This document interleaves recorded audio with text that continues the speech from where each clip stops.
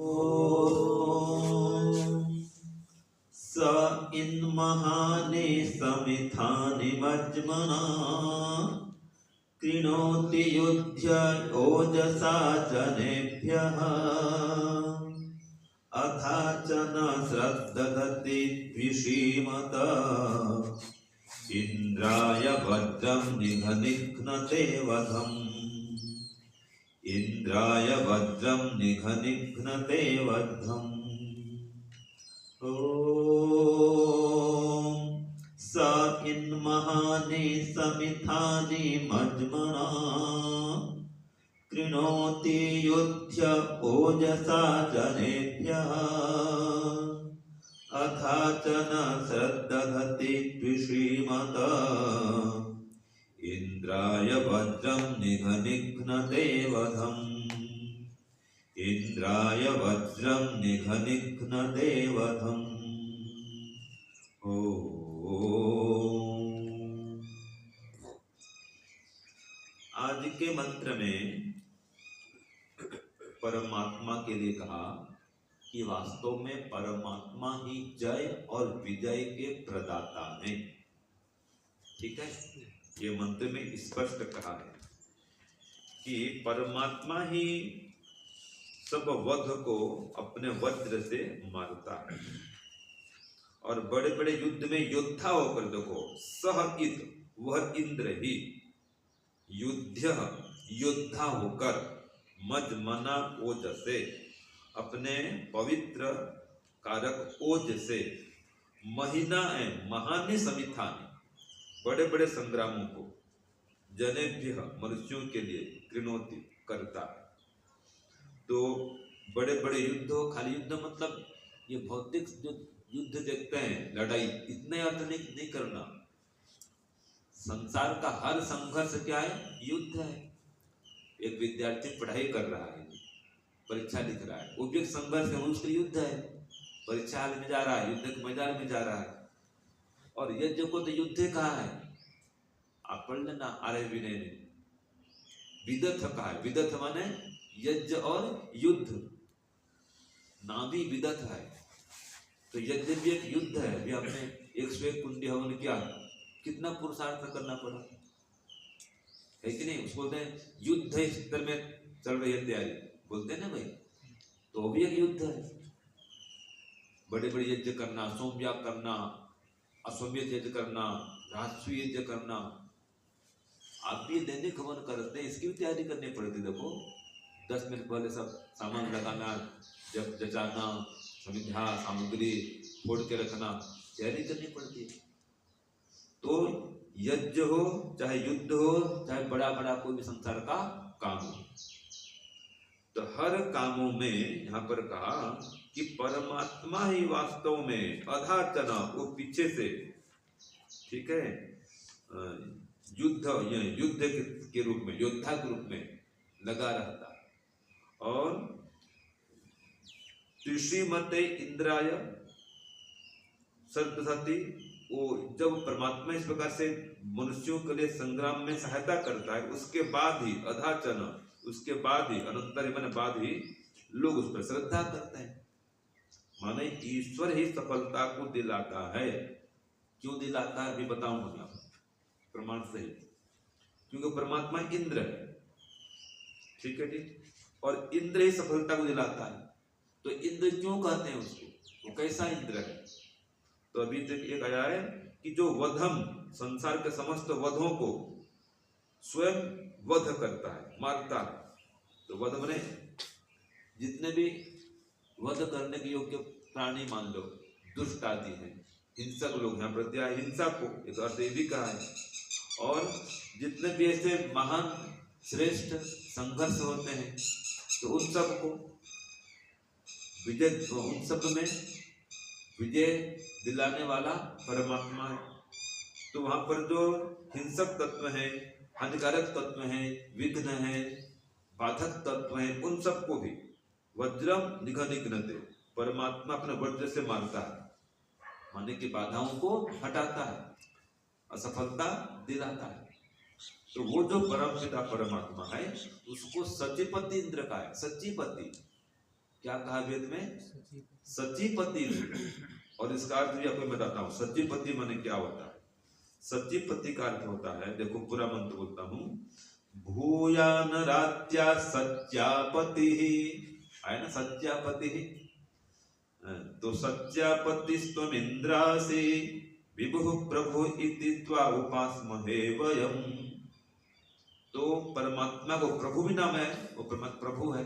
सचीपति इंद्र परमात्मा प्रभु है।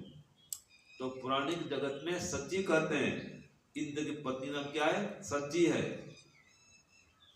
हाँ जी, इंद्र की पत्नी का नाम क्या? सची। ये सनातन समाज में ये प्रचलित है, ठीक है जी। हिंदू समाज में कहें ये चलता है। तो यहाँ पर वेद में कहा है सचीपति इंद्र, परमात्मा वास्तव में सचीपति है, सचीपति है। तो सची माने क्या होता है? सची माने वाणी कर्म और बुद्धि, इनका पति है परमात्मा। इंद्र किनका पति है? वाणी कर्म और बुद्धि, इन सब का पत्नी है। पति होने से परमात्मा का नाम इंद्र है, सचीपति इंद्र का परमात्मा। तो हम जो भी सफलता प्राप्त करते हैं वो परमात्मा से वाणी बुद्धि और शक्ति, या जो कर्म करने शक्ति है उसको प्राप्त करके ही तो करते हैं। तो हमारी हर सफलता में परमात्मा का हाथ, याद रखिएगा। एक विद्यार्थी पढ़ाई करता है, पढ़ाई करते करते पूरे प्रांत में राज्य में टॉप कर जाता है, उसको बोलते हैं टॉपर। जैसे कि बिहार में एक सामान्य रिक्शे वाले का या सामान्य व्यक्ति का नाम फैल रहा है, क्यों? उसकी बेटी ने बिहार टॉप किया है बोर्ड एग्जाम में। बताओ, सामान्य परिवार की बेटी पूरे बिहार में टॉप करी है, तो पिता का नाम उड़ रहा है, यश फैल रहा है, कीर्ति फैल रही है। तो वो जो बेटी ने टॉप किया है वो उसकी शक्ति तो है, मना नहीं है, लेकिन इस सफलता में 90% हाथ किसका होता है? परमात्मा का होता है। वो बेटी की सफलता हो चाहे हमारी सफलता हो, किसी की भी सफलता हो, याद रखिएगा। यहाँ पर इसका सार आ रहा है कि परमात्मा ही सफलता को दिलाने वाला है। तो जब भी व्यक्ति को सफलता मिलती है अभिमान आता है, और असफलता मिलने से निराशा आती है। दोनों बातें हैं, असफलता मिलने से निराशा आती है और सफलता मिलने से अभिमान उभरता है। तो अभिमान से कैसे बचे? तो इसका उपाय यह है कि आपकी सफलता में, हमारी सफलता में 90% हिस्सा परमात्मा का है, क्योंकि शक्ति परमात्मा की। जो आप वाणी का प्रयोग कर रहे हैं वो वाणी परमात्मा की, जो बुद्धि का प्रयोग कर रहे हैं बुद्धि परमात्मा की, जो शरीर का प्रयोग कर रहे हैं शरीर परमात्मा का, मन परमात्मा का, इंद्रियां परमात्मा ने दी है, सब उसने दिया है परमात्मा ने, तो हम कुछ कर पा रहे हैं। हमारा क्या है बताओ? तो 90% तो हिस्सा किसका है हमारी सफलता में? ईश्वर का। और फिर 2% हमारे गुरु जी का, 2% माता जी का, 2% पिताजी का। हमारी सफलता में उनकी भी हिस्सेदारी है। 2% गुरु जी, 2% पिताजी, 2% माता जी, 6 हो गया। और 2% समाज वाले सहयोगी जन, कितना हो गया? 8। 90 और 8 कितना हो गया दी? 98। बाकी कितना बचा? 2% हमारा है। हमारी सफलता में हमारी हिस्सेदारी कितनी है? 2%। बहुत थोड़ी है। और व्यक्ति क्या मानता है? 98 मेरा और 2 सबका है। ईश्वर का तो मानता ही नहीं। ईश्वर को 2 में आ जाता है। ईश्वर को मानते नहीं है सफलता में। ईश्वर कहाँ सहायता मांगते हैं? ठीक है जी। तो ये आज की स्थिति है। हाँ जी स्वामी जी, जब इस सफलता में हमारा 2% होगा, असफलता में 2% होगा। असफलता में 100% हमारा मानना चाहिए, याद रखिएगा। क्योंकि हमने कहा गलती के, परमात्मा ने बताया नहीं था, वो उपाय सही बताया है। परमात्मा की बुद्धि का, शक्ति का, वाणी का हम सही उपयोग नहीं कर पाए, इससे सफलता नहीं मिली।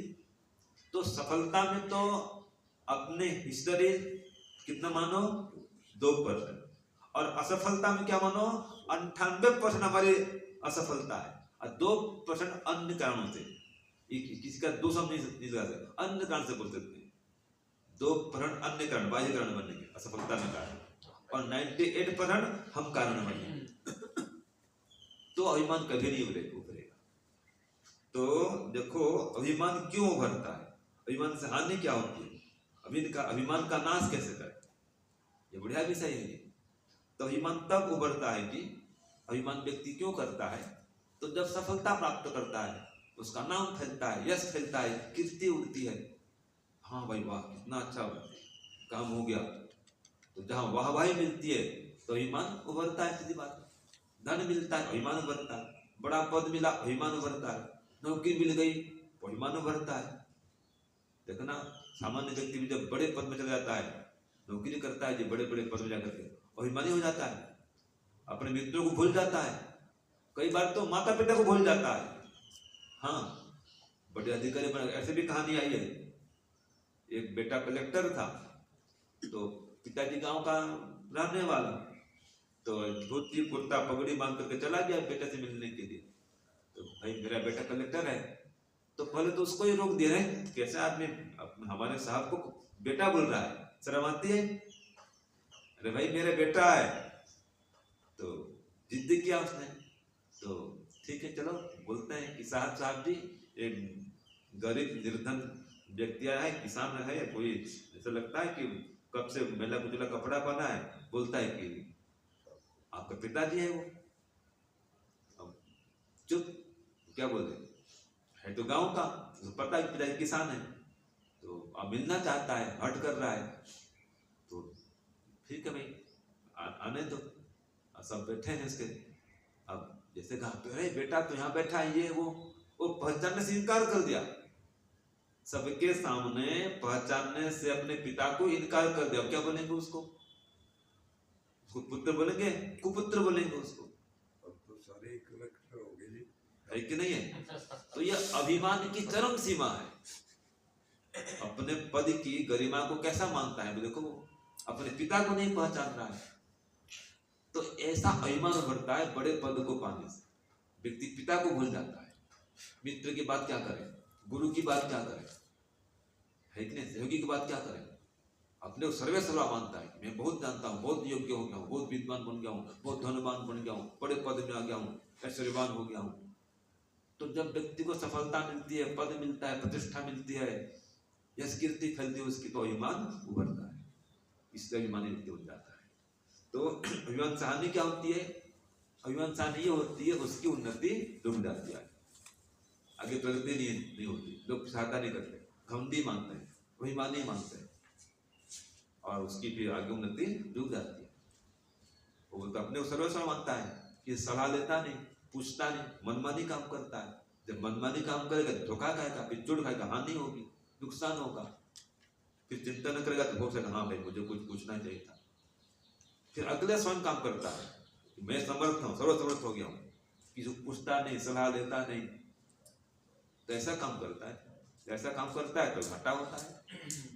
कोई भी काम करता है, पुत्र अगर न पूछे पिता को, बिजनेस में घाटा उठाता है। देखो आप साक्षात उदाहरण है, दिवाला पिट जाता है कई लोगों का, क्यों, माता पिता को पूछता नहीं बेटा।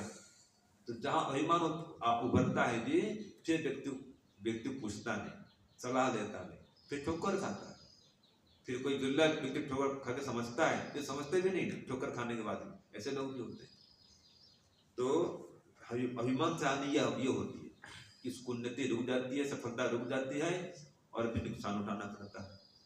तो इसका नाश कैसे करें, विनम्रता को छोड़े नहीं, धनवान खूब बने, मना नहीं है, ऐश्वर्यवान बने, लेकिन विनम्र बन करें, विद्वता खूब बढ़ाएं, खूब विद्वान बने, लेकिन विनम्र बन कर रहें, खूब बलवान बने लेकिन विनम्र बन कर रहें, पहलवान बने लेकिन विनम्र बन कर रहें।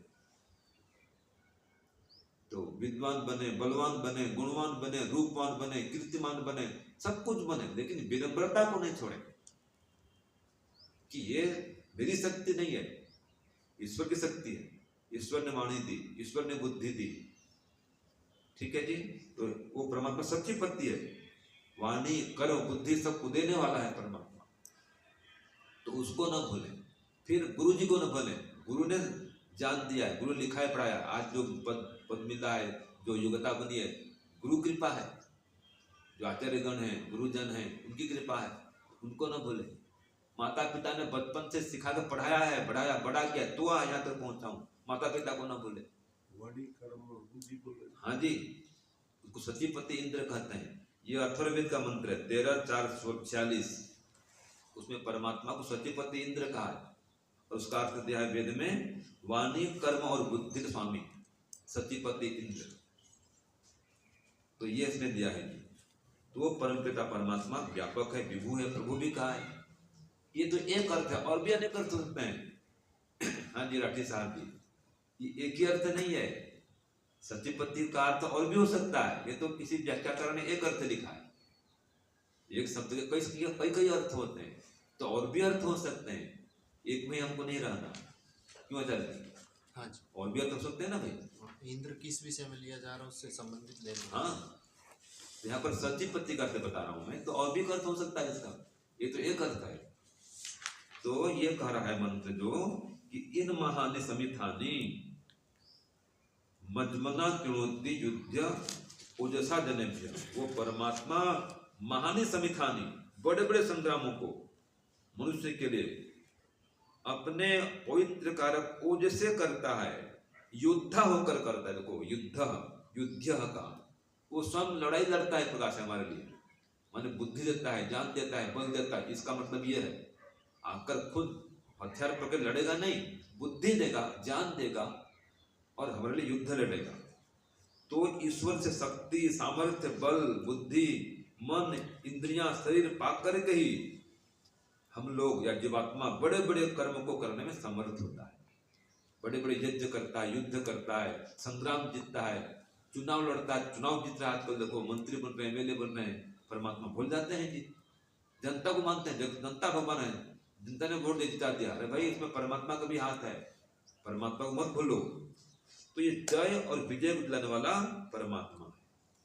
तो देखिए, जब मनुष्य अपने रूप में अभिमान करता है, देखो जवानी की बहुत ये हो जी राठी साहब जी, युवा व्यक्ति जब रूपवान बन जाता है, ठीक है, नई नई दाढ़ी मूछ, हाँ जी देखना तो देखते रहता है, दाढ़ी को कटाते नहीं, याद देखना।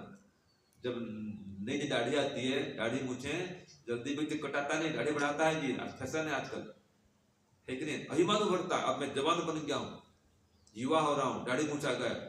तो ये युवा काल का अभिमान बहुत भयंकर होता है, बल का, रूप का, गर्व का, उसको अभिमान होता है। तो जब इन पर व्यक्ति इतराता है अपने गुणों पर, तो अभिमान होता है। अपने सफलता पर इतराता है, दूसरे को सहयोग को गौण मानता है, अपने को सर्वेश्वर मानता है, तो फिर अभिमान करता है। तो अपने सफलता का श्रेय को फिर वो ईश्वर को दे देता, अपने सहयोगियों को, माता पिता को, गुरुजनों को कुछ देता नहीं श्रेय, अपना स्वयं श्रेय लेता कि मैंने इतना किया है, मैंने पुरुषार्थ किया है, मैंने भागदौड़ मैंने की है, सब कुछ मैं किया हूँ, मैं करता है। और जहाँ मैं किया, उसका विनाश शुरू हो जाता है। ये मैं ही तो पतन का कारण है, इसलिए कहा इदम न मम, मेरा कुछ भी नहीं है। सफलता मिल गई, इसमें मेरा कोई योगदान नहीं, मेरा 2% है, बाकी 98% ईश्वर का, समाज वालों का, माता पिता, गुरुजनों का। ऐसा मानेंगे तो अभिमान से बच पाएंगे। तो इस प्रकार से देखो, जब भी व्यक्ति में अपने को बड़ा मानने का ये उभरता है भाव, जैसे अपने बड़ा समझता है, बस अभिमान से ग्रस्त होता है। अपने छोटा मानता नहीं है, मैं तो बड़ा हो गया हूं, धरती पर चलना छोड़ देता है, आकाश में उड़ता है, फिर वो अपने वजूद को भूल जाता है कि मैं कहाँ था। इसलिए ब्रह्मचारी पढ़ने आता है, अब वो किस स्थिति में आता है, थोड़ा लिख पढ़ करके, हाँ जी मैं बहुत विद्वान हो गया जी, अब मैं थोड़े ब्रह्मचर्य काल में रहा, ये ब्रह्मचर्य रहा, मैं तो विद्वान बन गया। अरे आपकी योग्यता यही है कि आप जीवन भर ब्रह्मचारी रहेंगे, हम भी तो ब्रह्मचारी हैं, क्या पढ़ने पर नहीं रहेंगे ब्रह्मचारी? ब्रह्मचारी बनकर रहेंगे। एक आचार्य बन गया तो ही ब्रह्मचारी तो है वो। जी आचार्य ज्ञानेश्वर जी हमारे, वो सन्यासी नहीं बने थे, तब भी अपने को ब्रह्मचारी दिखते थे, हम ब्रह्मचारी हैं। तो मुझे दिनेश कुमार हमारे मित्र हैं, व्यक्ति क्या लगते हैं, ब्रह्मचारी दिनेश कुमार, आचार्य प्रिय जी, ब्रह्मचारी प्रियेश, आचार्य बन गए, लेकिन ब्रह्मचारी थोड़े बनेंगे, वो तो बोलते ब्रह्मचारी हैं भाई, फिर गृहस्थी बन गए क्या आचार्य बनने पर। तो यह अभिमान से बचने के लिए ये खास अपनी जो वजूद है उसको सामान्य भाषा में कहते हैं औकात, अपनी औकात को मत भूलो, मैं कहाँ से आया, मैं क्या था, मैं मेरा सही स्वरूप क्या है, मैं क्या हूँ। तो व्यक्ति को अभिमान नहीं आएगा, नहीं तो अभिमान आ जाएगा, फिर किससे कैसा बोलना चाहिए भूल जाएगा अभिमान में। तो अभिमान जो है बहुत बड़ा शत्रु है, स्वयं का सबसे बड़ा शत्रु कौन है, अभिमान ही है। तो मंत्र यही कह रहा है कि अभिमान मत करो, इसमें परमात्मा को मानो, गुरुआचार्य को मानो, माता पिता को मानो, सहयोगियों को मानो, इन सबको मानेंगे तो अभिमान से बच पाएंगे। आपका एक दृष्टांत आपके लिए बता रहा अंतिम प्रवचन का, अभिमान कैसे उभरता है और कैसे खंडन होता है, ये केनोपनिषद में चर्चाई थी, यक्ष और देवताओं का संवाद। तो सब और बड़े अभिमानी देवता लोग जी, वायु का अरे मैं कितना बलवान हूँ, अग्नि का मैं कितनी बलवान हूँ मैं, ठीक है। तो सभी अपने अपने वो ये बता रहे थे कि मैं अग्नि, मैं सबको जला दूंगी, अग्नि कहती है। वायु कहता है कि हाँ मैं भी बहुत बलवान, सब उड़ा दूंगा। अब एक तिनका आया जी सामने, कहा अच्छा आप बहुत बलवान, मुझे उड़ा के दिखाओ, कहा वायु को, अग्नि कहा मुझे जला के दिखाओ, और चुप टाइम टाइम फिस, न कोई उड़ा सके न कोई कुछ कर सके उसको, एक तिनको को नहीं उड़ा सका वायुदेव, अग्निदेव भी नहीं जला सका उसको, ठीक है जी। तो फिर पता चला ये चीज है कौन है भाई, पता लगाओ।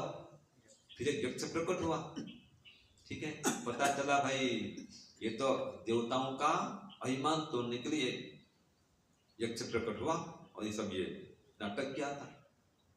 तो इतना बड़ा वायुदेव, अग्निदेव, ये सब के सब जिनके को नहीं उड़ा सके, जला नहीं सके, और अभिमान कितना व्यक्ति करता है तुम्हें।